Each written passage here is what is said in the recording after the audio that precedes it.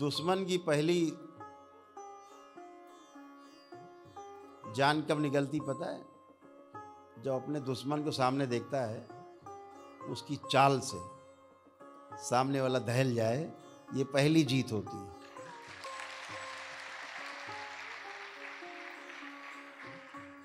तो आपकी चाल इतनी मतवाली मस्तानी है कि बड़े बड़ों को दहशत पैदा कर दे।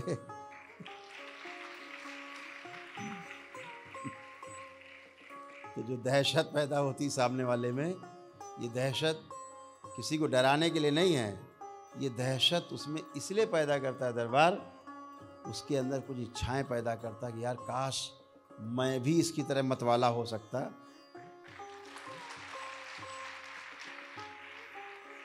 तो फिर वो भी प्रयास करता है, जो भयभीत होता है ना, एक दिन वो भी भय से मुक्त होना चाहता है।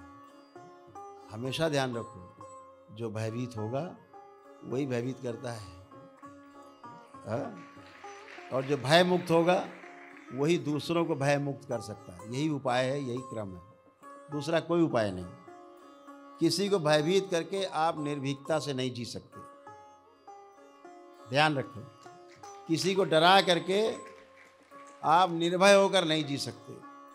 अगर डरा के जी रहे हैं तो निश्चित रूप से आपको डरना पड़ेगा, आप डरेंगे।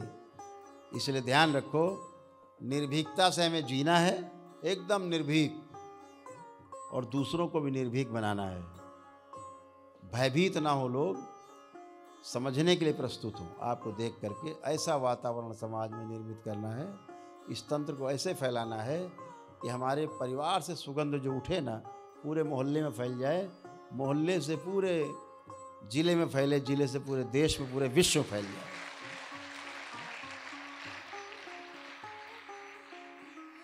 आप देखते हो ना, जब मोहल्ले वाला पड़ोसी कार ले आता है तो अपना मकान हिलने लगता है। अब हिल रहा है, अब इसको कैसे रोका जाए हिलने से? तो हमको भी कार चाहिए, लेकिन इससे अच्छी वाली चाहिए ताकि उसका मकान हिलने लगे। तो सब एक दूसरे का मकान हिला रहे हैं। कोई बढ़िया बढ़िया साड़ी, बढ़िया बढ़िया शर्ट, कोट, पैंट पहन के, बढ़िया बढ़िया ऑर्नामेंट, आभूषण पहन के, कोई बढ़िया गाड़ी लेके, कोई बढ़िया मकान बना के, सब एक दूसरे को हिलाए पड़े हैं। और मजे की बात है, जब आपसे बड़ा मकान बगल में बन जाता तो आप हिलने लगते। तो हिलाओगे तो हिलना भी पड़ेगा, तय है। डराओगे तो डरना पड़ेगा, सूत्र है। भयभीत करोगे तो भयभीत होना पड़ेगा। सुखी करोगे तो सुख मिलेगा ही मिलेगा, अल्टीमेट है। दूसरों को भय मुक्त करोगे तो स्वयं पहले भय मुक्त हो जाओगे अपने आप। यही सूत्र है, इसको हमेशा ध्यान रखना है कि हमें सामने वाले को उभय सुख में जीना है हम लोगों को। यानी हमें भी सुख, और परिवार के सामने हमारा जो परिवार का सदस्य है उसको भी सुख।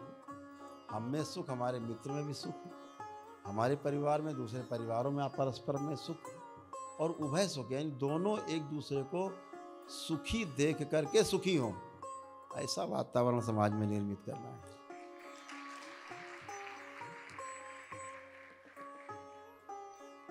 हम स्वस्थ हों, दूसरे स्वस्थ हों, हमारे अंदर कोई संशय, कोई किसी प्रकार का भय न व्याप्त हो, भ्रम ना हो, ऐसे हम जिए, दूसरा वैसे जिए। ऐसा समाज कितना सुंदर होगा कि सब निर्भीकता से जिए, भ्रम मुक्त हो और भय मुक्त हो।